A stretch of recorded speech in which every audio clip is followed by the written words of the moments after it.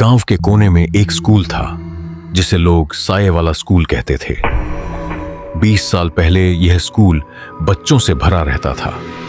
हर तरफ हंसी खुशी का माहौल था। लेकिन एक रात ऐसी आई कि सब खत्म हो गया। उस रात के बाद न स्कूल खुला और न ही किसी ने वहां कदम रखा।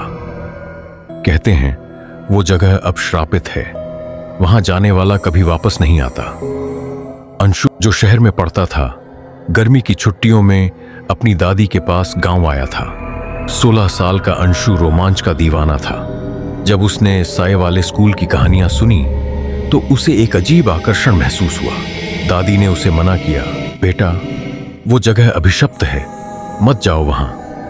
लेकिन अंशु को किसी की बात सुनने की आदत नहीं थी। उसने अपने दोस्तों करण, मोहित और सीमा को साथ चलने के लिए कहा।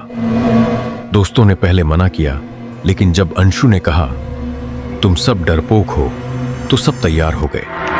उन्होंने तय किया कि रात के 12 बजे जाएंगे। रात 11:45 पर चारों अपने टॉर्च और मोबाइल के साथ स्कूल की ओर निकले। रास्ता सुनसान था। हवाओं में अजीब ठंडक थी, जैसे किसी ने उन्हें घेर रखा हो। एक पुरानी लकड़ी की खिड़की हवा से तेज आवाज कर रही थी। जैसे ही वे स्कूल के पास पहुंचे, एक उल्लू जोर से चिल्लाया। सीमा ने डरते हुए कहा, शायद हमें वापस चले जाना चाहिए। अंशु ने मुस्कुराते हुए कहा, डरोगे तो हारोगे, ये सब सिर्फ कहानियां हैं। गेट टूटा हुआ था।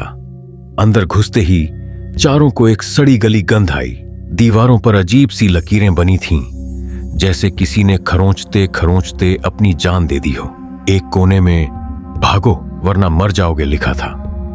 अचानक गेट खुद बंद हो गया। कर्ण ने कहा, यह क्या हो रहा है? यह कोई मजाक है ना?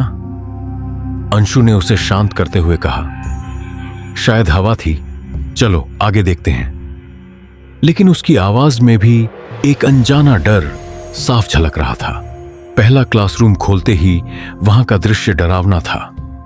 फटे पुराने बैग और बच्चों की किताबें बिखरी थीं। एक डेस्क पर गीली हाथों की छापें थीं।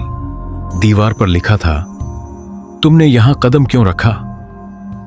सीमा ने डरते हुए कहा, यहां कुछ गलत है, हमें जाना चाहिए। तभी बोर्ड पर अजीब आवाज के साथ एक बच्चा हंसने की झलक दिखी। जैसे ही अंशु ने दरवाजे की तरफ देखा, काले साये की परछाई तेजी से गुजर गई। कर्ण की आवाज कांपने लगी, अंशु यह मजाक नहीं है, यहां कुछ है। लेकिन गेट बंद था। उनके बाहर निकलने का कोई रास्ता नहीं था। दूसरी मंजिल पर चारों पहुंचे। वहां एक पुरानी चेयर पर एक बूढ़ी औरत बैठी दिखी। उसका चेहरा आधा जला हुआ था और उसकी आंखें खून की तरह लाल थीं। उसने गहरी आवाज में कहा, तुम लोगों ने यहां क्यों कदम रखा? अब कोई बचकर नहीं जाएगा। औरत ने बताया कि वह इस स्कूल की प्रिंसिपल थी। 20 साल पहले एक टीचर जो तांत्रिक था ने अपनी तंत्र विद्या के लिए स्कूल के बच्चों और टीचर्स की बलि दी थी। उसने बच्चों को जिंदा जलाया और उनकी चीखों से अपनी शक्ति बढ़ाई। लेकिन उस रात कुछ गलत हुआ और उसकी आत्मा समेत सारे बच्चे इस स्कूल में फंस गए। तुम भी अब उनकी तरह फंस चुके हो, औरत ने ठंडी हंसी के साथ कहा। कमरों से बच्चों की रोने और चिल्लाने की आवाजें आने लगीं। काले साये चारों तरफ घूमने लगे। सीढ़ियों से उतरते समय अंशु ने देखा कि एक परछाई उसकी टॉर्च के सामने खड़ी थी। वह हाथ बढ़ा रहा था, जैसे मदद मांग रहा हो। मोहित की आवाज कांप रही थी, हमें यहां से निकलना होगा। अंशु को याद आया कि उसकी दादी ने कहा था, आत्माओं को मोक्ष तभी मिलता है जब कोई उनकी कहानी सुन ले। उसने प्रिंसिपल से कहा, हमें सब कुछ बताओ, हम तुम्हारी मदद कर सकते हैं। प्रिंसिपल ने बच्चों की कहानियां सुनाई। हर बच्चे ने अपनी मौत का दर्द बयान किया। स्कूल में हर आत्मा का दर्द था जो उन्हें बांधे हुए था।